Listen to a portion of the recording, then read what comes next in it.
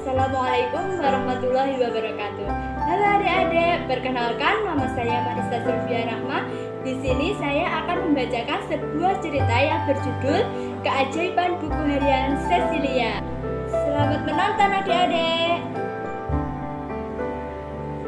Cecilia berusaha merebut buku hariannya dari tangan Ruben dan Kate, tapi usahanya sia-sia. Dua anak nakal itu bahkan sudah membaca buku harian diarinya. Oh diari, andai suatu hari aku menjadi seorang putri, ledek Kate sambil tertawa. Mana mungkin kau bisa menjadi putri? Lihat wajahmu itu, si muska asam. Ejek Ruben. Cecilia merasa malu dan sangat kesal. Ia berlari ke tepi sungai. Mengapa mereka selalu mengejekku? Aku benci mereka, seru Cecilia sambil menangis. Ingin rasanya Cecilia melompat ke dalam sungai itu. Tapi tunggu, apa itu? Ia melihat sebuah peti terapung di atas sungai. Karena penasaran, ia meraih dan membuka peti itu. Ternyata isinya sebuah buku harian kosong. Terima kasih kau telah mengangkatku dari sungai, ucap buku itu. Cecilia merasa terkejut dan ia langsung lari meninggalkan buku tersebut. Setiba di rumah, Cecilia langsung masuk ke kamarnya. Ia terus memikirkan buku yang bisa berbicara tadi. Karena lelah, ia akhirnya tertidur. Di dalam mimpinya, ia bertemu dengan buku ajaib itu lagi. Mengapa kau meninggalkan aku di tepi sungai? Sebenarnya kau ini siapa? Tanya Cecilia. Aku adalah pangeran yang dikutuk penyihir jahat. Aku tertangkap waktu mencuri buku itu, buku mantra milik penyihir itu. Sekarang cepatlah tolong aku. Aku bisa kembali menjadi manusia hanya bila buku itu ditulis sampai habis. Cecilia merasa iba dengan buku tersebut. Ia langsung bergegas mengambil buku harian tersebut. Sejak saat itu, buku harian itu menjadi milik Cecilia. Cecilia menuliskan rasa kesal dan caci maki untuk teman-temannya di dalam buku harian tersebut. Ketika isinya tinggal beberapa halaman lagi, buku itu berkomentar, "Kalau kau hanya menuliskan hal-hal buruk, wajahku akan berubah menjadi buruk-buruk," ucap si buku harian dengan sedih. Lalu, aku harus bagaimana? Tanya Cecilia bingung. Kau harus menuliskan penyesalanmu di halaman berikutnya. Untuk selanjutnya, kau harus menuliskan hal-hal yang baik saja. Tapi, bagaimana caranya? Tanya Cecilia. Ia memang terbiasa menuliskan kemarahannya dan kesedihannya di dalam buku hariannya. Cobalah untuk berpikir positif. Pikirkan pelajaran apa yang bisa kau ambil dari setiap masalahmu. Saran si buku harian Cecilia. Cecilia pun berusaha menuliskan penyesalannya. Ia telah berjanji tidak akan menyimpan dendam pada teman-teman yang mengejeknya.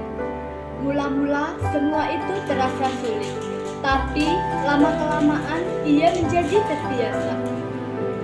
Saat teman-temannya mengejek dengan si muka asam, dia menuliskan pada buku diarinya, "Mereka memanggilku si muka asam lagi. Tak mengapa, aku bersyukur masih memiliki wajah dan badan yang sempurna. Bukankah di luar sana masih banyak orang yang lebih tidak beruntung dibandingkan aku?" Begitu tulis Cecilia di dalam buku harian. Akhirnya, buku itu pun penuh terisi dengan tulisan Cecilia. Keajaiban itu pun hilang. Buku itu hilang dan berubah menjadi seorang pangeran kecil. Pangeran itu berterima kasih. Lalu ia memberikan 10 buku harian tebal untuk Cecilia. Teruslah menulis seperti apa yang kau lakukan. Suatu hari nanti, saat kau telah selesai mengisi seluruh buku ini, kau akan menemukan keajaiban, ujar pangeran kecil itu. Cecilia menerima buku harian itu dengan senang hati. Lalu si pangeran itu kembali ke istananya. Tahun berganti tahun, Cecilia berubah menjadi gadis cantik yang mempunyai banyak teman. Berkat menulis hal-hal baik, dia sekarang mempunyai banyak teman. Wajahnya selalu ceria dan ia tidak menyimpan dendam kepada teman-temannya. 10 tahun pun berlalu, 10 tahun pun berlalu. Tak terasa, semua buku harian itu sudah terisi penuh. Pada halaman terakhir buku ke-10, Cecilia menuliskan, "Terima kasih buku harianku. Kau telah membuat hidupku penuh sukacita. Kamu telah mengubah aku menjadi gadis yang baru dan ceria. Dan karena engkaulah aku dapat menemui diriku yang baru. Kini aku mengerti arti keajaiban itu. Terima kasih, pangeran kecil." Cecilia menutup buku itu.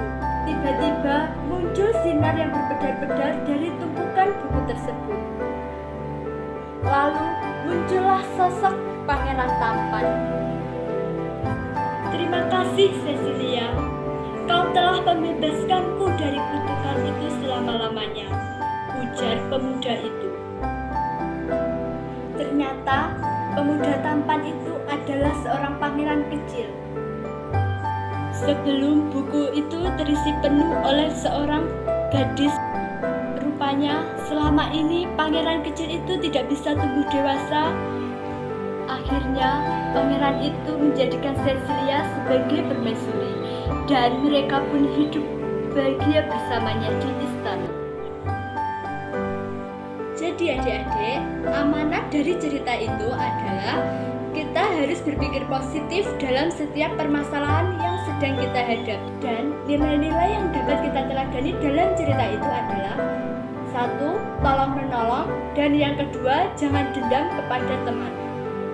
Terima kasih telah menonton cerita dari kakak. Semoga bermanfaat bagi adik-adik dan adik-adik semua terhibur dengan cerita yang kakak bacakan. Sekian, terima kasih. Wassalamualaikum warahmatullahi wabarakatuh.